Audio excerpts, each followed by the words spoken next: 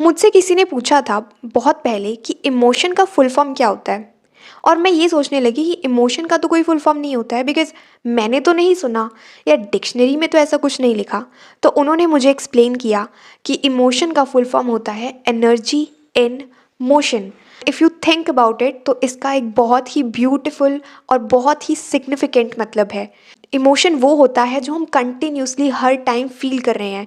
कभी कोई अच्छा इमोशन फील कर रहे हैं, कभी कोई बुरा इमोशन फील कर रहे हैं, कभी कंफ्यूज्ड हैं, कभी बहुत ज़्यादा एक्साइटेड हैं, और कभी बहुत ज़्यादा रिवेंजफुल हैं, कभी बहुत ज़्यादा एंग्री हैं। काउंटलेस ऐसे इमोशंस हैं जो हम एक दिन में फील करते हैं, लेकिन क्या हम उन्हें अच्छे से समझते हैं? नहीं।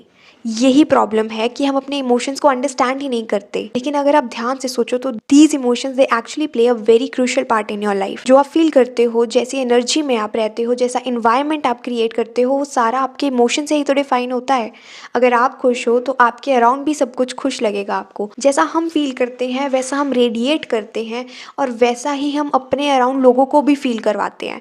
सो it is very important to understand the actual meaning of emotion, और उस मोशन को क्रिएट करने का कंट्रोल हमें किसी और को नहीं देना चाहिए। वो इमोशन को कंट्रोल करना हमें खुद आना चाहिए, and that is the key point two understand your self. जब आप अपने इमोशंस को खुद से अंडरस्टैंड करने लगोगे, उसे समझोगे कि उसको कंट्रोल कैसे करना है। I am not asking you to suppress your emotion. अगर आपको गुस्सा आ रहा है तो आपको उसको भी फील करना है, but you should also understand कि आपको कब तक उस इमोशन को होल्ड करके रखना है और कब उस इमोशन को रिलीज़ करना है। That is very important for you, because emotion आपके अराउंड, आपके विद इन मूव कर रहा है, और उस एनर्जी को कंट्रोल अगर आप नहीं कर रहे हो तो आप अपनी लाइफ को बहुत ज़्यादा डिफ़िकल्ट बनाते जा रहे हो।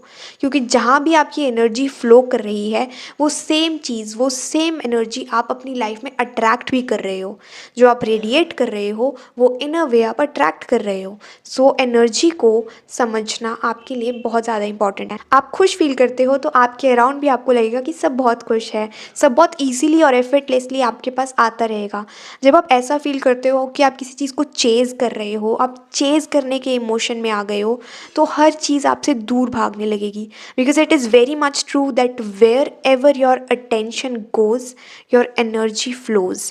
जहाँ जिस चीज़ पे आप अटेंशन डाल रहे हो, जिस इमोशन पे आप ज़्यादा अटेंशन दोगे, चाहे वो गुस्से का हो, चाहे वो खुशी का हो, चाहे वो प्यार का हो, वही सेम एनर्जी आप अपनी लाइफ में फ्लो करवाने लगते हो। So it is very important for you to understand that emotion is basically energy in motion, and wherever your attention goes, that is where your energy flows. आपको इस चीज़ का बहुत ध्यान रखना है कि आपकी अटेंशन किस तरफ, किस डायरेक्शन में फ्लो कर रही है, and you need to make sure कि वो चीज़ें बहुत हैप्पी हैं, वो बहुत ऑप्टिमिज्म से फिल्ड हैं चीज़ें जिस पे आपकी अटेंशन जा रही है। बिकॉज जितने ज़्यादा आप पेसिमिस्टिक होते रहोगे, जितनी ज़्यादा आपके माइंड में चीज़ें नेगेटिव जाएंगी, जितना अटेंशन आपका नेगेटिविटी पे बढ़ेगा, उतना ही ज़्यादा आपके लिए ये चीज़ डिफ़िकल्ट होती रहेगी, और उतना ही ज़्यादा आप नेगेटिव एनर्जी को अपने अराउंड फ्लो करवाओगे।